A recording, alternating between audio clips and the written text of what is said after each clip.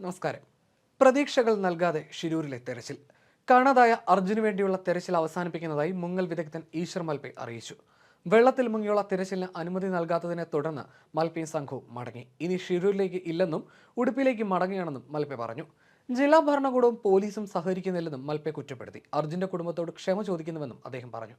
അതേസമയം മൽപെ ബോധപൂർവം ഒഴിവാക്കുന്നതാണെന്ന് ലോറി ഉടമ പറഞ്ഞു. ഡ്രഡ്ജർ ഉപയോഗിച്ച് മണ്ണ് നീക്കി പരിശോധന നടത്തുമ്പോൾ അതിന് സമീപത്തായി വെള്ളത്തിൽ മുങ്ങി പരിശോധന നടത്താനാവില്ല എന്നായിരുന്നു പോലീസിന്റെയും ജില്ലാ ഭരണകൂടത്തിന്റെയും നിലപാട്. അതുകൂടാതെ ഡ്രഡ്ജർ എത്തിച്ച ഗോവയിലെ കമ്പനി ഒരു ഡൈവറെയും ഷിരൂരിലെത്തിച്ചിരുന്നു. സർക്കാർ നിയോഗിച്ചിട്ടുള്ള സംവിധാനങ്ങൾ മാത്രം അർജുൻ ഉൾപ്പെടെ മണ്ണിടിച്ചിലിൽ കാണാതായവർക്കായി തിരച്ചിൽ നടത്തിയാൽ മതിയെന്ന നിർദ്ദേശത്തെ തുടർന്നാണ് മൽപെയുടെ മടക്കം. ഷിരൂർ ജില്ലാ ഭരണകൂടവും അർജുന്റെ കുടുംബത്തിന് വേണ്ടി തിരച്ചിലിനിറങ്ങിയ മൽപെയുടെ സംഘവും തമ്മിൽ തുടക്കത്തിൽ അഭിപ്രായ വ്യത്യാസങ്ങളുണ്ടായിരുന്നു. അതിനിടെ അർജുന് വേണ്ടിയുള്ള തിരച്ചിൽ ഗംഗാവലി പുഴയിൽ പുനരാരംഭിച്ചപ്പോൾ ഒരു ലോറിയുടെ എഞ്ചിൻ കണ്ടെത്തിയിരുന്നു. എന്നാൽ ഇത് അർജുന്റെ ലോറിയുടെ എഞ്ചിൻ അല്ലെന്ന് ലോറി ഉടമ മനാഫ് സ്ഥിരീകരിച്ചിരുന്നു.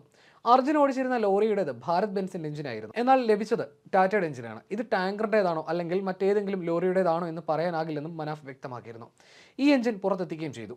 ലോറിയുടെ എഞ്ചിന്റെ റേഡിയേറ്റർ തണുപ്പിക്കുന്ന ചെറിയ കൂളിംഗ് ഫാനും ചുറ്റുമുള്ള വളയവും കിട്ടിയിരുന്നു. സൈന്യം മാർക്ക് ചെയ്ത സ്ഥലത്ത് ഡ്രഡ്ജിംഗ് കമ്പനിയുടെ ഡൈവർ നടത്തിയ പരിശോധനയിലാണ് ഫാൻ കണ്ടെത്തിയത്. നാവികസേന പുഴയിൽ മാർക്ക് ചെയ്ത് നൽകിയ CP4 എന്ന പോയിന്റിലാണ് ഇന്ന് തെരച്ചിൽ നടത്തുന്നത്. കൂളിംഗ് ഫാൻ കണ്ടെത്തിയതിന്റെ അടുത്ത് തന്നെയാണ് ലോറിയുടെ ജാക്കി കിട്ടിയത്.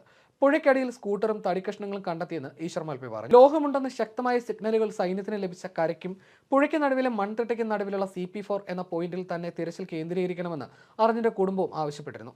ഇന്നലെ പുഴയിലിറങ്ങിയ ഈശ്വർ മൽപെ രണ്ടിടത്ത് വാഹനങ്ങളുടെ അവശിഷ്ടങ്ങളുണ്ടെന്ന് അറിയിച്ചിരുന്നു. ഇതനുസരിച്ച് രണ്ടിടത്തും പരിശോധന നടത്തിയെങ്കിലും മണ്ണിടിച്ചിലിൽപ്പെട്ട ടാങ്കർ ലോറിയുടെ ക്യാബിനും മുൻവശത്തെ ടയറുമായിരുന്നു കിട്ടിയത്. ഓഗസ്റ്റ് 17-നാണ് മണ്ണ് നീക്കാൻ കഴിയാത്തതിനാൽ അർജുന് വേണ്ടിയുള്ള തിരച്ചിൽ അവസാനിപ്പിച്ചത്. പിന്നീട് ഡ്രഡ്ജർ കൊണ്ടുവരുമെന്ന് പറഞ്ഞിരുന്നെങ്കിലും 1 കോടി രൂപ ചെലവ് ആര് വഹിക്കുമെന്നായിരുന്നു ചോദ്യം. പിന്നീട് കുടുംബം കർണാടക മുഖ്യമന്ത്രി സിദ്ധരാമയ്യയെ കണ്ടതോടെ ഡ്രഡ്ജറിന്റെ വാടകയായ 1 കോടി രൂപ കർണാടക സർക്കാർ തന്നെ വഹിക്കാൻ തീരുമാനമായിരുന്നു. വെള്ളിയാഴ്ച വൈകിട്ട് 15 മിനിറ്റോളം പുഴയിൽ നിന്ന് മണ്ണ് നീക്കം ചെയ്തു. ലോറിയുടെ ഒരു ലോഹഭാഗം തിരച്ചിലിൽ കണ്ടെത്തിയിരുന്നു. ഐബോർഡ് ഡ്രോണിന്റെ സിഗ്നൽ ലഭിച്ച ഭാഗത്തായിരുന്നു ഇന്നലെ തിരച്ചിൽ നടത്തിയത്. 3 ദിവസത്തെ കരാറാണ് ഇപ്പോഴുള്ളതെന്ന് ഡ്രഡ്ജർ കമ്പനിയുടെ MD മഹേന്ദ്ര ഡോഗ്രെ കഴിഞ്ഞ ദിവസം വ്യക്തമാക്കിയിരുന്നു. തെളിഞ്ഞ കാലാവസ്ഥയായതിനാലായിരുന്നു ഈശ്വർ മൽപെയും സംഘവും കഴിഞ്ഞ ദിവസം തെരച്ചിലിനായി ഇറങ്ങിയത്. എന്നാൽ ഇതാണ് ഇപ്പോൾ അവസാനിപ്പിക്കുകയും ചെയ്തിരിക്കുന്നത്. ഇതിനിടെ തെരച്ചിലിനിടെ അക്കേഷ്യ തടിക്കഷ്ണം വെള്ളത്തിൽ നിന്ന് ഈശ്വർ മൽപെ മുങ്ങിയെടുത്തതായി സംഘത്തെ അറിയിച്ചിരുന്നു. മണ്ണിടിച്ചിലിൽ കാണാതായ അർജുൻ ലോറിയിൽ കൊണ്ടുവന്ന മരക്കഷ്ണങ്ങളാണെന്ന് സ്ഥിരീകരിക്കുകയും ചെയ്തിരുന്നു. നേരത്തെ നദിക്കരയിൽ നിന്നും തടിക്കഷ്ണങ്ങൾ ലഭിച്ചിരുന്നു. കാണാതായ അർജുൻ ലോറിയിൽ കൊണ്ടുവന്ന തടിക്കഷ്ണമാണെന്ന് ലോറിയുടെ മനാഫും ഇന്നലെ സ്ഥിരീകരിച്ചിരുന്നു. തിരച്ചിൽ നടക്കുന്ന സ്ഥലത്തേക്ക് ഇന്നലെ അർജുന്റെ സഹോദരിയും എത്തിയിരുന്നു.